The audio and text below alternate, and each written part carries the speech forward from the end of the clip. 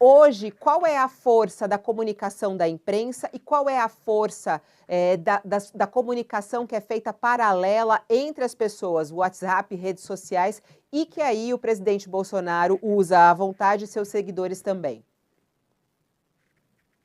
Lula, eu estava ouvindo a Basília, na Basília falando, né, jornalismo é oposição, e me lembrei de um gênio do Meyer, aqui no Rio de Janeiro, o Milor Fernandes, que dizia, né, jornalismo é oposição, o resto é armazém de secos e molhados. O Milor não queria dizer que o jornalismo deveria exercer uma oposição militante contra o poder e contra os governos, mas sim que ele tinha que exercer um espírito crítico indiscriminado em relação a governos e poderes. Uma das limitações do jornalismo brasileiro, evidente, eu chamo isso de lei de Milor, né?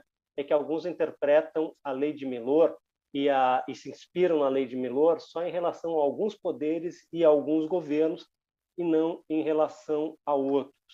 Eu acho assim, que um grande drama do jornalismo é quando o noticiário é contaminado por opinião. Eu acho essa ideia quanto mais vozes foram ouvidas, eu acho que maior vai ser a nossa contribuição para cidadãs e cidadãos formarem sua própria opinião. Acho louvável, acho que é uma postura que tem que ser estimulada, mas é óbvio que há os limites, né?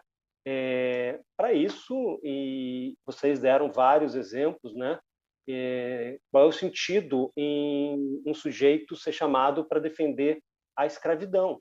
Aliás, o projeto Escola Sem Partido, né? O primeiro de mais de uma centena de projetos legislativos apresentados no Brasil, foi apresentado na Assembleia Legislativa do Rio, Alerj, pelo então deputado Flávio Bolsonaro. Não sei se na época o Fabrício Queiroz estava trabalhando ou não no gabinete dele.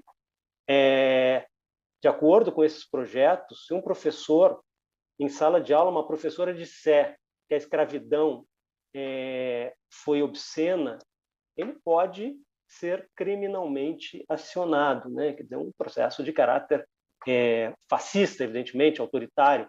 E esse caráter autoritário, intolerante e avesso à pluralidade de informações domina o governo.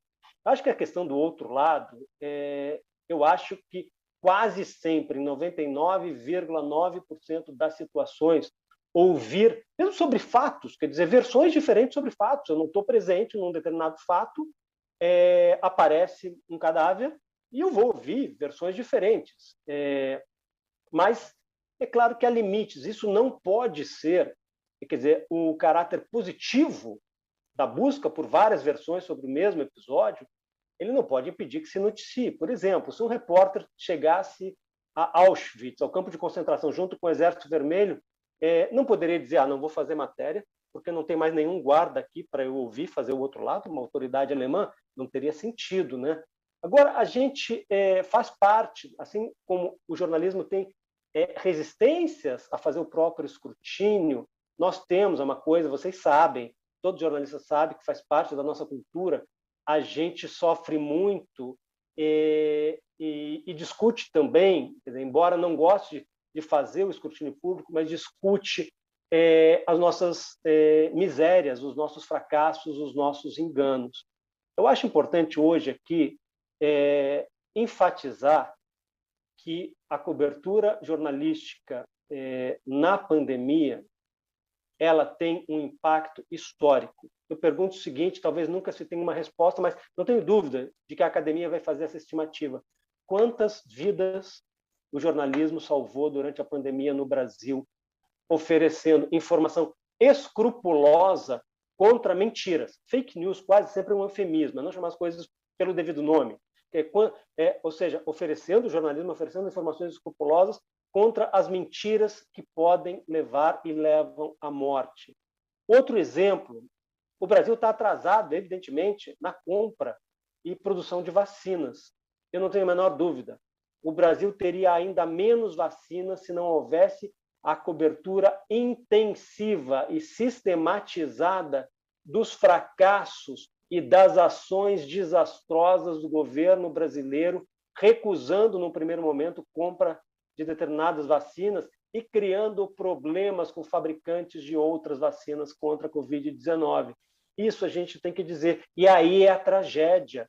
Como é que ainda hoje o jornalismo dá espaço para os comensais da morte propagarem informações que espalham a doença, que enchem os hospitais e os cemitérios, sabe? Isso é incompatível com o serviço público de difusão de informações, que é a natureza da nossa existência.